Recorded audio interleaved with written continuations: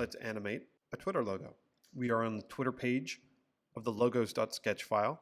We have our start artboard and our end artboard. Now it looks like this one is white and transitions to a blue background, but that's not really the case.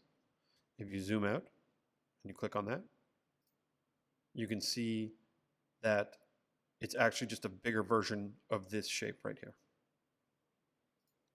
Okay, let's make the animation. In Flow, we create a new project. We're going to link our sketch file. We're going to grab logos.sketch. We're going to open it. We're going to start with this, end with that. Click Add, press play. We see our animation. We want to see it with the artboard clipped. And we're going to press play again. There you go. Now, that's all right. Let's just add a little bit of subtle touch to it. Scroll open the icon layer here. We see that there's an X, a Y, rotation, width, height, and path tracks. The path track is in there, even though it looks the same like the beginning and the end, because we've scaled the path. So here it's the scaled version and here it's the large version. All right, so how do we tweak this a little bit? We're going to grab the first key value of the rotation track. We're going to move it to 0.25.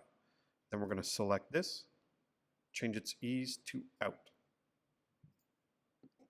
Then we're going to grab the two key values from the X and Y animation, position them at 0.75.